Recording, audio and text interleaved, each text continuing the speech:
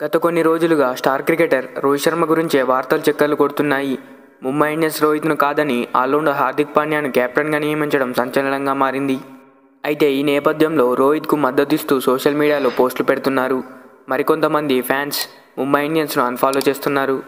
అయితే గుజరాత్ టైటాన్స్ నుంచి ట్రేడ్ చేసుకున్న హార్దిక్ పాండ్యా ఎప్పటికైనా ముంబై ఇండియన్స్ కెప్టెన్ అవుతాడని అందరూ భావించారు.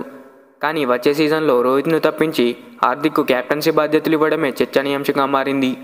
అయితే ఇటీవల వరల్డ్ కప్ ఫైనల్లో భారత్ ఓటమి పాలై రన్నరప్గా నిలిచిన సంగతి తెలిసిందే.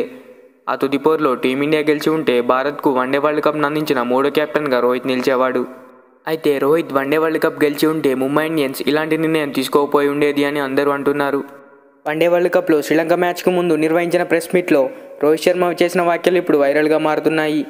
అన్ని మ్యాచ్లు వరుసగా గెలుస్తున్నాం కాబట్టి మీరు ప్రశంసిస్తున్నారు, కానీ ఒక్క మ్యాచ్లో ఓడిపోతే మీరు నన్ను మంచి కెప్టెన్ కాదని చెత్త కెప్టెన్ అని అంటారు అని రోహిత్ అన్నాడు. హిట్ మ్యాన్ చెప్పినట్టుగానే వరల్డ్ కప్లో ఓటమి అనంతరం హార్దిక్ ముంబైకి చేరడం, తర్వాత కెప్టెన్ మార్చడం జరిగింది. కాగా రోహిత్ ముంబై తరపున 2024 సీజన్ ఆఖరిదని వార్తలు వస్తున్నాయి. 2025 సీజన్ ముందు మెగా వేలం జరగనుంది. ప్రతి జట్టు 4 ఆటగాళ్లను మాత్రమే అంటిపెట్టుకోవడానికి అవకాశం ఉంటుంది. అందులో 3 భారత ఆటగాళ్లకు మాత్రమే ఛాన్స్ ఉంది. ఈ నేపథ్యంలో ముంబై హార్దిక్ పాండ్యా, సూర్యకుమార్ యాదవ్, బూమ్రాను అంటిపెట్టుకొని రోహిత్ను వదిలేసే అవకాశాలు ఎక్కువగా ఉన్నాయి. దీంతో మెగా వేలంలో రోహిత్ ఉంటాడని కథనాలు వస్తున్నాయి. కాగా ఐపీఎల్ మినీ వేలం దుబాయ్ వేదికగా డిసెంబర్ 19న జరగనుంది.